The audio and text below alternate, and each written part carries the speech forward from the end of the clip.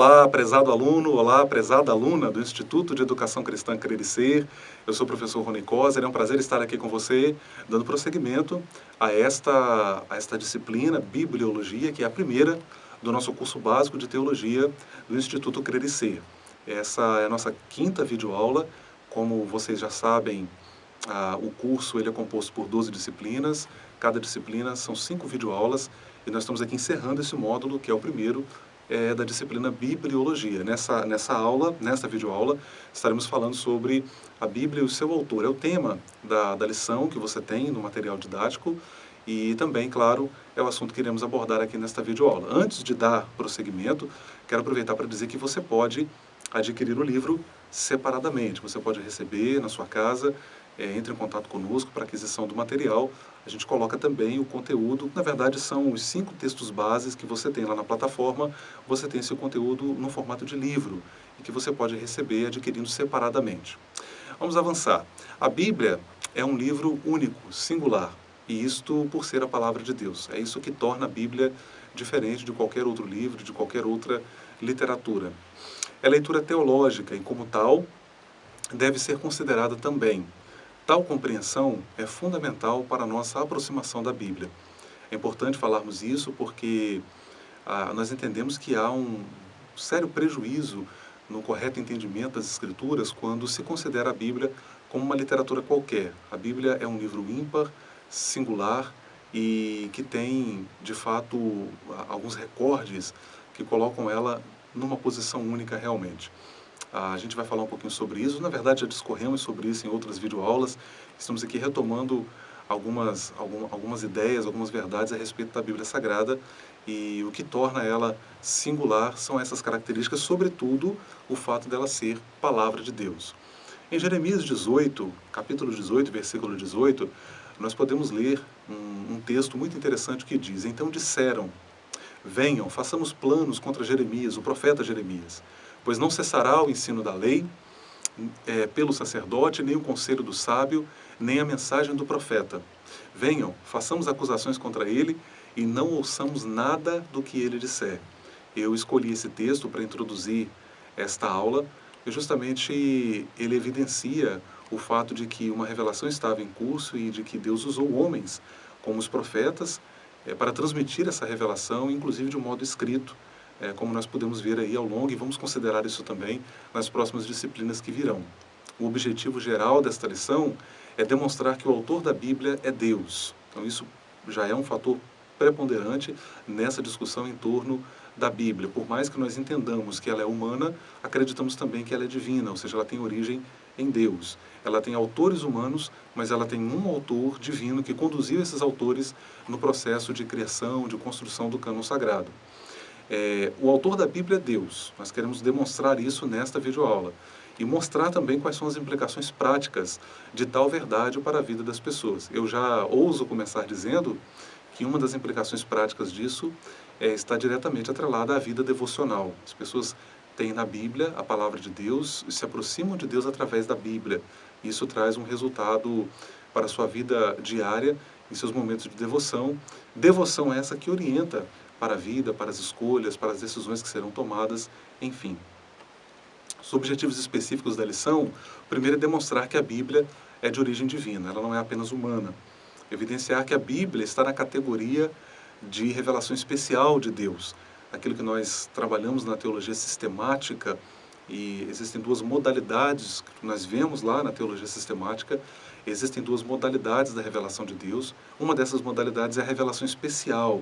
Nesta revelação especial está incluída a Bíblia Sagrada, a palavra de Deus na forma escrita.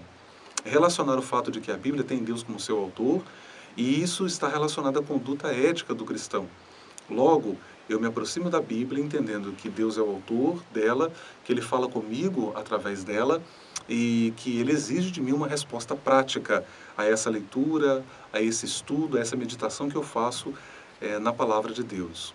Entender também é ainda um dos objetivos específicos da lição, entender o que significa Deus falar conosco, abre aspas aí, Deus falar conosco, fecha aspas, através das Escrituras. Então, como disse anteriormente, Deus fala comigo através, eu me aproximo da Bíblia crendo que Deus tem uma mensagem para mim, essa mensagem é viva, essa mensagem é dinâmica, essa mensagem orienta a minha ação no mundo.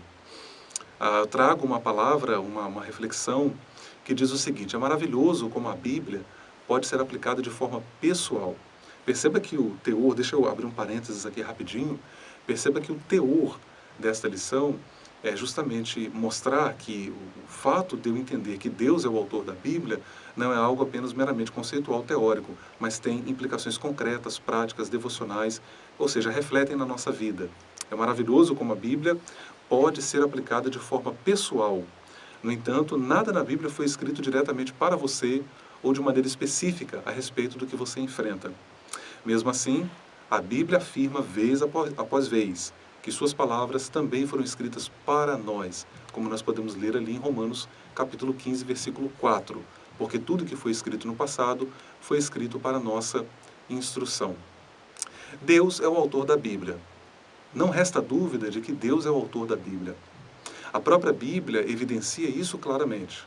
Uma vez conversando com um colega de linha liberal, ele questionou a ideia de que a Bíblia é a palavra de Deus, e eu contra-argumentei dizendo que a própria Bíblia reivindica isso, faz essa reivindicação. Embora escrita por cerca de 40 escritores, a Bíblia é fruto da inspiração divina sobre esses escritores, esses 40 autores, levando-os a escrever os 66 livros que compõem este volume chamado Bíblia. Na palavra escrita de Deus encontramos 2.800 vezes a expressão "assim diz o Senhor". Isso funciona como uma espécie de carimbo de autenticação divina sobre a Bíblia Sagrada, como escreveu aí o teólogo pentecostal, recentemente falecido, o pastor Antônio Gilberto. A Bíblia é também uma revelação de Deus. Ao contrário do que ensinam certas filosofias, a Bíblia mostra claramente que o desejo de Deus é se fazer conhecido ao homem que Ele criou. Então perceba que a Bíblia ela é uma resposta intencional de Deus à humanidade. Deus decide se revelar ao homem e o faz através das Escrituras. Aliás, a própria Bíblia em si mesma já demonstra que ela é uma revelação de Deus. Afinal, ela está cheia de narrativas que descrevem relacionamentos, ações, intervenções de Deus na história humana. O que é uma revelação especial? Etimologicamente falando, a palavra revelação vem do latim revelatione e significa revelar, tirar o véu, descobrir. No sentido teológico, a revelação é uma ação divina, ou seja, aquilo que está oculto, Deus torna claro. Neste caso, Deus ele vai ao longo da história humana, desde o Éden, se fazendo conhecer ao homem. É uma atitude que parte de Deus para a humanidade, comunicando a ela o seu incomparável amor e compaixão. Perceba que eu não estou dizendo aqui que a revelação especial ou que as Escrituras, elas são, vamos dizer assim, a única forma de revelação especial.